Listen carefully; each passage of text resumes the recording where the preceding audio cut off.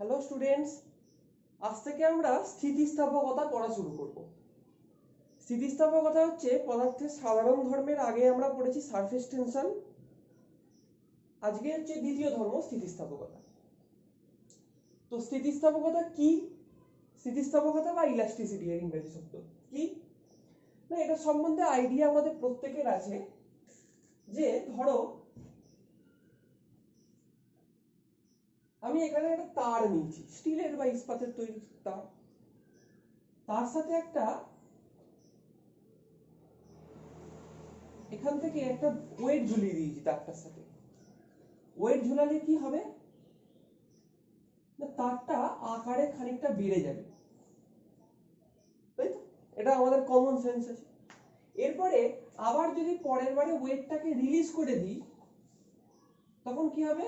তারটা আবার আগের জায়গায় ফিরে যাবে। এই যে ধর্মটা, অর্থাৎ বাহ্যিক বল প্রয়োগ করে কোনো বস্তুর আকার বা আয়তনের পরিবর্তনের চেষ্টা করলে বস্তুটা তার আকার আর আয়তনের পরিবর্তনের যে বাধা দেয়, এবং বাহ্যিক বল, এখানে বাহ্যিক বল হচ্ছে ওয়েটটা, সেটাকে সরিয়ে নিলে বস্তুটা আবার আগের জায়গায় ফিরে যায়। প্রত্যেকটা বস্তুর মধ্যে এই যে ইনহেরেন্ট প্রপার্টিটা আছে, এই প্রপার্টিটাকে আমরা বলি স্থিতিস্থাপকতা। ওকে, এবার স্থিতিস্থাপকতার রুট কজ কি একটু ভাবনা চিন্তা করে দেখো। সেই এর আগে আমরা যে পড়েছিলাম একটা ভিডিওতে, ইন্টারমলিকুলার ফোর্স বা আন্তরাণবিক বল, এরও রুট কজ হচ্ছে সেই আন্তরাণবিক বল।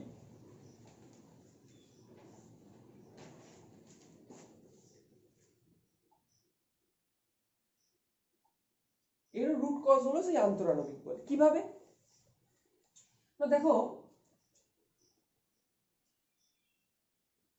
এইটা আমার কাছে একটা তার ছিল, তো তারের মধ্যে অণুগুলো ছিল, আমি দুটো অণু নিয়ে এখানে আলোচনা করছি। ধরো এই দুটো অণু ছিল তারের মধ্যে। এবার অণুগুলোর মধ্যে একটা সার্টেন ডিসটেন্স ছিল, এবার তারটাতে ওয়েট ঝুলিয়ে দেওয়ার ফলে কি হলো,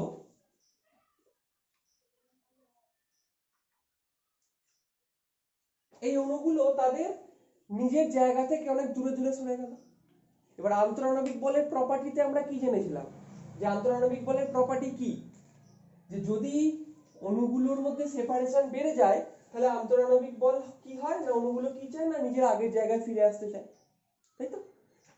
তাহলে অণুগুলো কি আর কোন দিকে আসতে চাইছে, আবার তার আগের জায়গায় ফিরে আসতে চাইছে, অর্থাৎ এই দিকে একটা বল প্রয়োগ করছে। সেই জন্য যে কোনো পদার্থ তার উপর বাহ্যিক বল প্রয়োগ করলে সে কখনোই চায় না যাতে আমার আকারের পরিবর্তন হোক। কারণ হচ্ছে আন্তরাণবিক বল।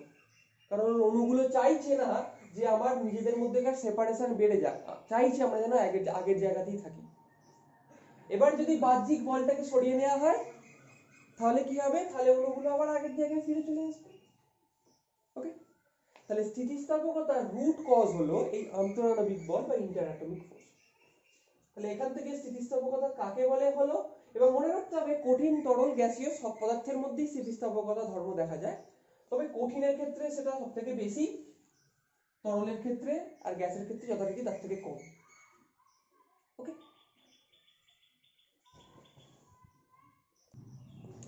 এবার আমরা বিকৃতি নিয়ে আলোচনা করব। বিকৃতির ইংরেজি শব্দ হচ্ছে স্ট্রেন।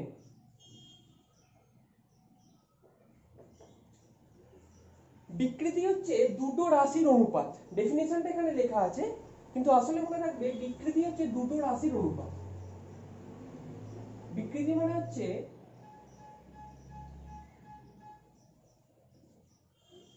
মাত্রার পরিবর্তন বাই প্রাথমিক মাত্রা। মাত্রাটা কি জিনিস, যে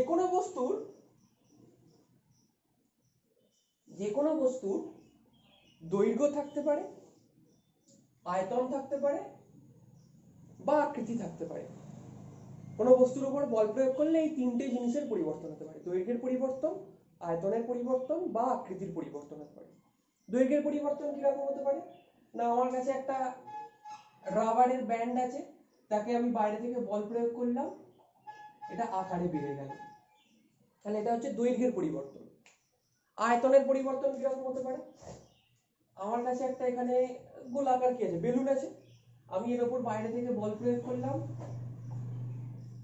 এটা আকারে ছোট হয়ে গেল, এটা আয়তনের পরিবর্তন। আর আকৃতির পরিবর্তন কিরকম হতে পারে? ধরো আমার কাছে এই ডাস্টারটা আছে, এই ডাস্টারটার উপর আমি এদিকে বল প্রয়োগ করলাম, যদি অনেক জোরে বল প্রয়োগ করি এদিকে, দেখো এ খালি অরিজিনাল জায়গা থেকে একটু দূরে সরে যাবে, কিন্তু আকৃতি বা আয়তন একই থাকবে, তাই তো? এটা এই আয়তন বা দৈর্ঘ্য একই থাকবে, এটা হচ্ছে আকৃতির পরিবর্তন। তাহলে ওই কতটা পরিবর্তন হলো, ধরো দৈর্ঘ্যের পরিবর্তন হলো 10 সেন্টিমিটার, আর প্রথমে দৈর্ঘ্য কত ছিল, হয়তো প্রথমে দৈর্ঘ্য ছিল 2 মিটার, তাহলে 10 সেন্টিমিটার বাই 2 মিটার, এই অনুপাতটাকে বিকৃতি বলে। ওকে, এবার বিকৃতি তিন রকম হতে পারে, এই তিনটে নিয়ে আমরা এক এক করে আলোচনা করব। একটা হচ্ছে অনুদৈর্ঘ্য বিকৃতি, আয়তন বিকৃতি আর কৃন্তন বিকৃতি।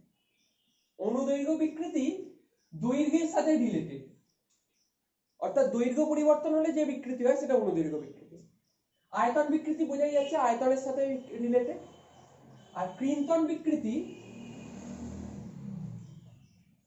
আকৃতির সাথে রিলেটেড, আকৃতি পরিবর্তনের সাথে রিলেটেড। তো এই অবধি নোট করে নেবে। এবার এই এক একটা বিকৃতি সম্বন্ধে আমরা সিলেবাসে পড়ব। আমাদের সিলেবাসে অনুদৈর্ঘ্য বিকৃতি আর আয়তন বিকৃতিটাই আছে, কৃন্তন বিকৃতি নেই।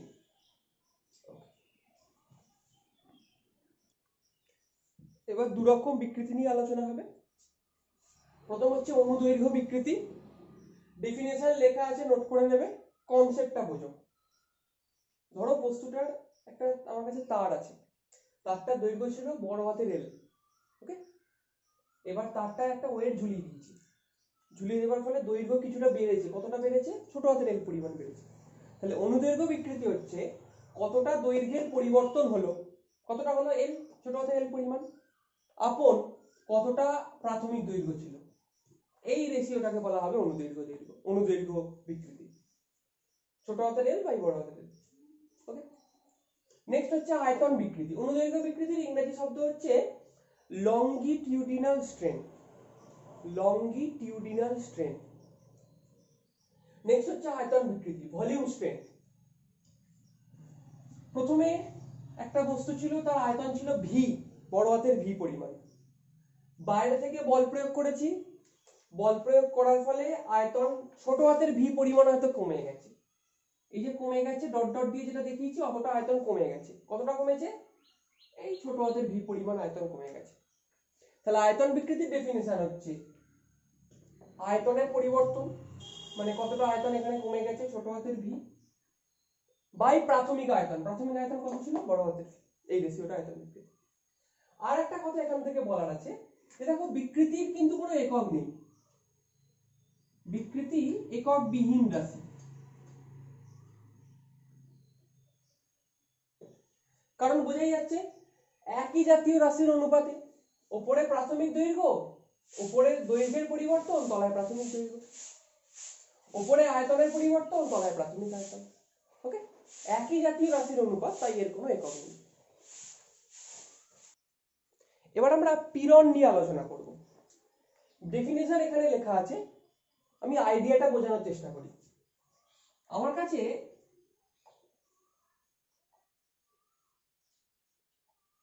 এখানে একটা তার আছে, তারের ওপর থেকে আমি একটা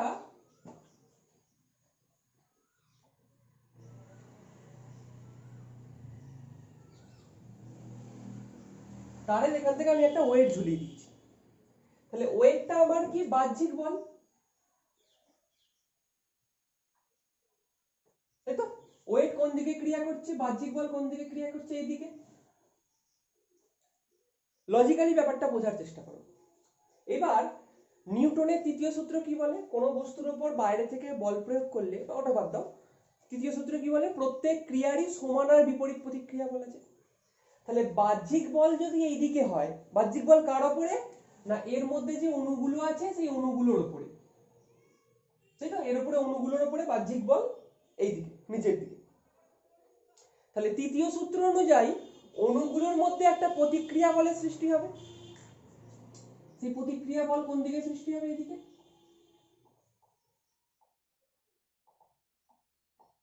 নিউটনের তৃতীয় সূত্র অনুযায়ী। তাহলে যতটা প্রতিক্রিয়া বল সৃষ্টি হবে ওই প্রতি একক ক্ষেত্রফলে তাদের অনুপাতটা কি বলা হয়? বিকৃতি। বুঝে গেল? কতটা প্রতিক্রিয়া বল সৃষ্টি করলো এই তলটা বা এই বস্তুটা বাই তলটার ক্ষেত্রফল। ক্ষেত্রফল মানে কোনটা? এই জায়গাটার ক্ষেত্রফল, এই ক্ষেত্রফলটা। এদের অনুপাতকে বলে বিকৃতি। তাহলে বিকৃতি মানে হচ্ছে মোট আভ্যন্তরীণ প্রতিক্রিয়া বল বাই তলের ক্ষেত্রফল। এবার তার ডেফিনিশন সেটাই লিখেছি, বস্তুর ভিতরে প্রতি একক ক্ষেত্রফলে উদ্ভূত প্রতিক্রিয়া বলকেই পীড়ন বলে। তাহলে পীড়ন কি বোঝা গেল? যে কতটা প্রতিক্রিয়া বল সৃষ্টি হলো বাই তলটার ক্ষেত্রফল, তাদের অনুপাতটাকে পীড়ন বলে। আচ্ছা, আমি বোধহয় আগে একবার বিকৃতি বলে ফেলেছি, সরি তার জন্য। এবার ম্যাক্সিমাম সব বইতেই লেখা থাকবে পীড়ন মানে প্রযুক্ত বল বাই তলের ক্ষেত্রফল, কিন্তু আসলে তো পীড়ন মানে প্রতিক্রিয়া বল বাই তলের ক্ষেত্রফল, কিন্তু সব বইতে লেখা থাকবে পীড়ন মানে প্রযুক্ত বল বাই তলের ক্ষেত্রফল। এটাতে ছেলে মেয়েদের একটু কনফিউশন হয় যে কি হলো ব্যাপারটা।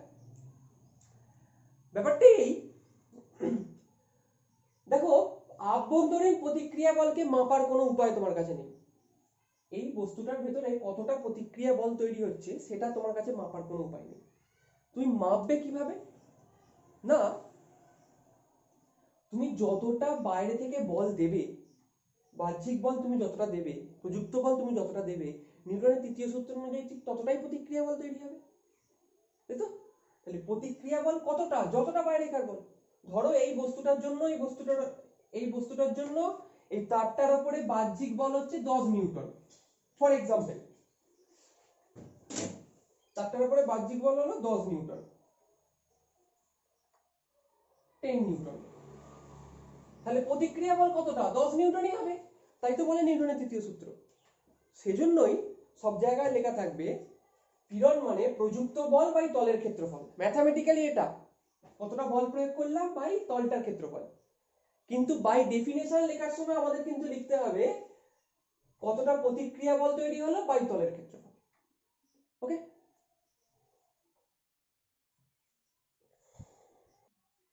এবার পীড়নের একক আর মাত্রা নিয়ে আলোচনা করতাম। প্রথমে এসে একক, এসআই পদ্ধতিতে প্রথমে দেখি। প্রযুক্ত বল নিউটন, বলের একক নিউটন, আপন তলের ক্ষেত্রফল মিটার স্কয়ার। তাহলে একক কত? Newton per metre square. এটা আর কোন রাশির একক ছিল? চাপের। তাহলে পীড়নের একক চাপের এককের সঙ্গে সমান, এটাকে পাস্কালও বলি আমরা, তাই তো? আর ওরকম ভাবে সিজিএস পদ্ধতিতে বুঝতেই পারছি কি হবে, ডাইন পার সেন্টিমিটার স্কয়ার। ঠিক? এর মাত্রা, বলের মাত্রা m l t⁻², বাই তলের ক্ষেত্রফল, ক্ষেত্রফলের মাত্রা হচ্ছে l স্কয়ার। তাহলে পীড়নের মাত্রা m l⁻⁻1 t⁻²। ঠিক আছে, থ্যাংক ইউ। পীড়ন, বিকৃতি, স্থিতিস্থাপকতার ইন্ট্রোডাকশন কনসেপ্ট এখানেই শেষ হলো। এর পরের ভিডিওতে আমরা ইয়ং গুণাঙ্ক আর হুকের সূত্র, এই দুটো কনসেপ্ট নিয়ে আলোচনা করব।